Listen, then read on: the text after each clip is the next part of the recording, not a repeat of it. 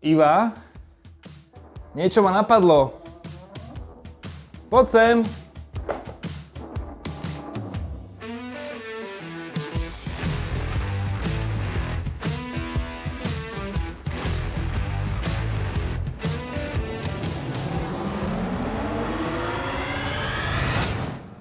No ešte pred tým všetkým sa stalo toto.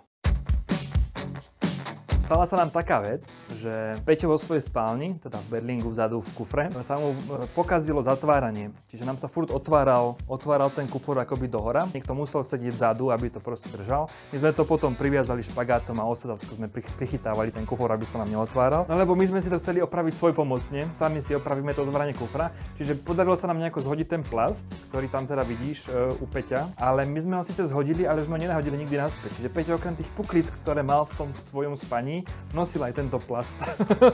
No ale zostali sme teda v tom Lido di Jesolo, že ideme do nejakého kempu. Ako sme zaparkovali v tom kempe, tak my sme natešení, že ideme sa teda kúpať. No a začal nám sfúkovať karavan. Proste defekt na karavane. Koleso skrátka bolo akoby schované. Čiže na to, aby vy ste dokázali to koleso vybrať z toho karavanu, tak ste museli celý ten karavan nadvihnúť na nejaké hevre alebo na niečo, aby sa to koleso skrátka dalo vybrať. Akoby vidíš, lebo na všetkých týchto karavanoch máš, že to koleso vytrča von a že máš akoby taký pekný oblúk spravený, ale na tom našom nie. Na tom našom je to rovno a to koleso je akoby vsunuté pod ten karavan. No a teraz skúsi dvíhať karaván v piesku, pretože my sme zastali v tom kempe. V tom kempe bola už vlastne pláž. No a zdvíhaj si to v tom piesku, tým, že máš len jeden hever. Čiže my sme to museli robiť tak, že ako máš ten karaván, tu je to koleso, ako máš ten karaván, tak sme sem dali hever. Pod hever sme dali proste takú betónovú tehlu, zdvihli trošku, na druhú stranu naukladali tehly, pustili ten hever a takýmto spôsobom sa na druhú stranu ideš, zase dáš hever, zdvihneš, poukladaš tie tehly a takýmto spôsobom sme po jednej tehle dvíhali, až kým sa nedostali na tú úroveň a vytiahli to koleso. Ten karaván mal asi 150 miliónov rokov, to bol proste ešte dinosaure vtedy behali, keď ho stavali. On nemal koleso tak ako sú dneska kolesa, že máte proste plášť, ktorý sa dá zalepiť, ale on mal ešte dušu.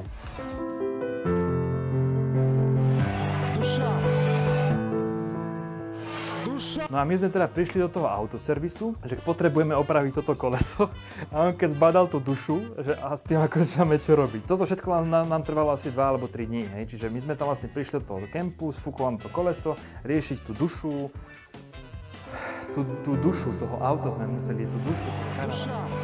Takže vlastne on tam v tom kempe stál asi 3 dní na tých tehlách. No a v rámci tých 3 dní, ktoré sme boli v tom Lido di Jesolo, sme si povedali, že teraz je ten správny čas ísť do tých dolomitov na tie pucle. To som mal proste v izbe a že poďme si to teda pozrieť.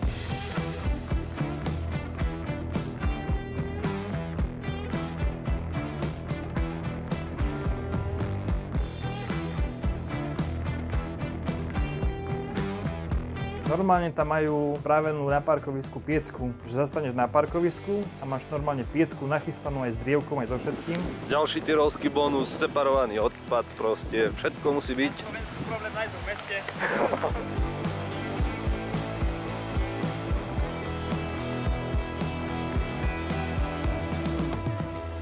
Je to krása, nevrav, že nie je proste. Škoda, že sme mali proste takú kameru, takú smutnú.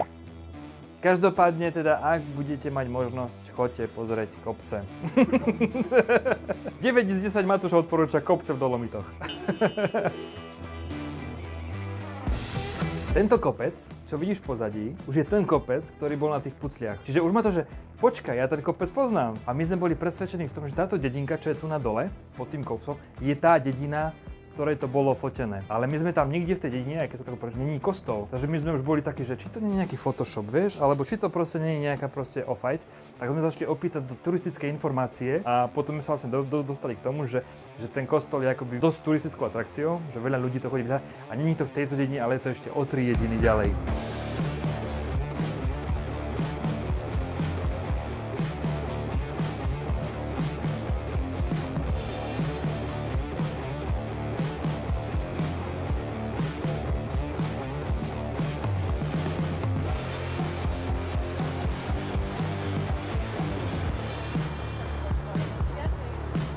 Tak som tu.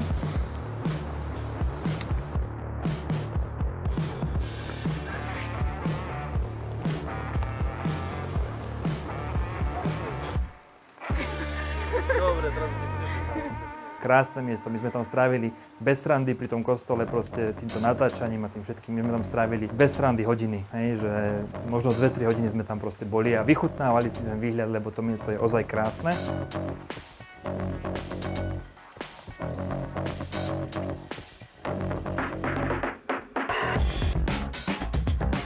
Krása, krása, krása, krása.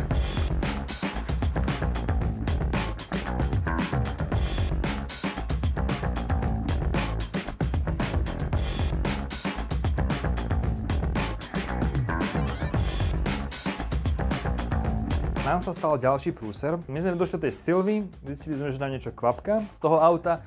No a čo nám kvapka, sa dozvieš v ďalšej časti. Čau. Ak sa ti toto video páčilo, nezabudni like, zdieľať a... Nie, že som to ešte povedal. A odberať. Takže ak sa ti toto video páčilo, nezabudni like, zdieľanie, odberanie, čokoľvek ťa napadne. Čau.